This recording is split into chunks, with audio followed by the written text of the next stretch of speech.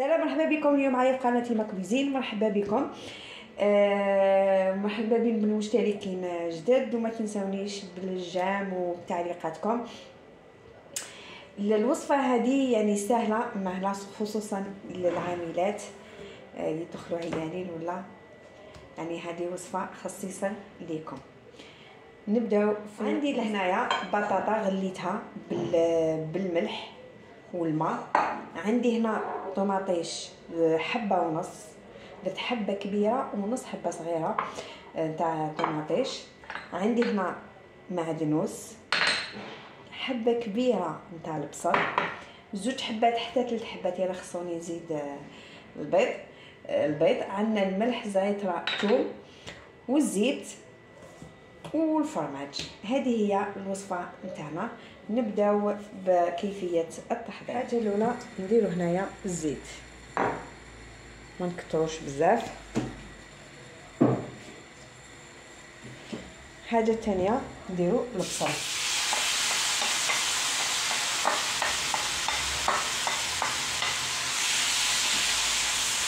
هذا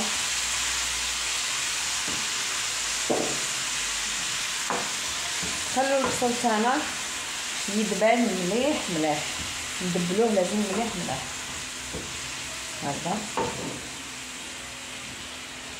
هنا البصل تاعنا هذا يدبل، خلوه يدبل تماما.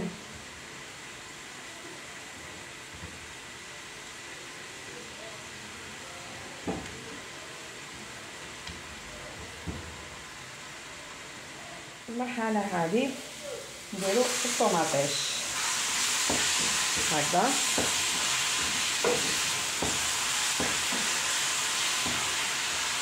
من نسيت في المقادير ما وريتلكمش نديرو شويه ماء، الزعتر، الثوم والملح.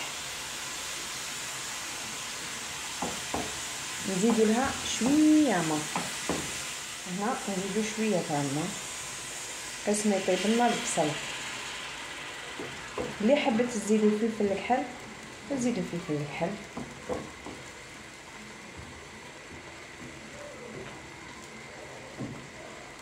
هكذا ونخليها يطيب عندنا البصل.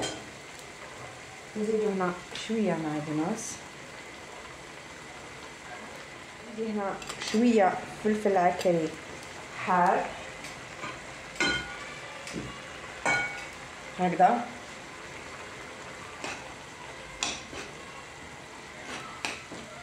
شويه فلفل عكري حار، ونخلو لاصوص تاعنا طيب. هنايا نديرو البطاطا تاعي هذيك اللي كنت غليتها.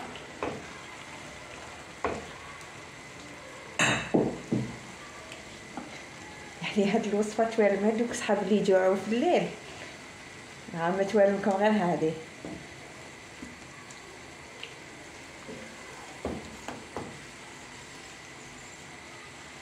نبدا نقص لها الفرن ونخليها نقص لها شويه النار، نخليها تتجمر غير في غرضها هكذا.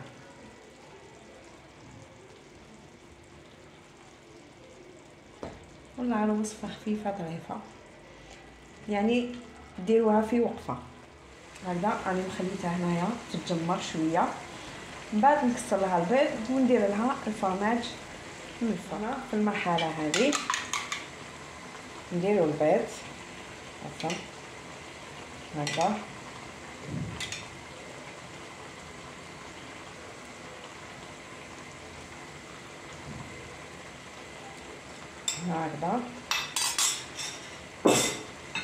نزيدوا الفرماج،